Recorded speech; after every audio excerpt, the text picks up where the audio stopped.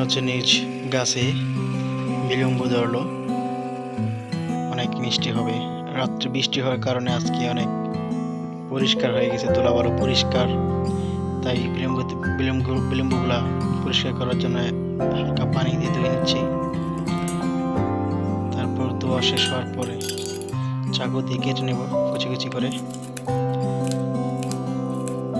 কাটা হতে হতে আপনারা চ্যানেলটি সাবস্ক্রাইব করে দিন, লাইক কমেন্ট করে দিন। তারপর সবগুলোকে কুচি কুচি করে নিলাম।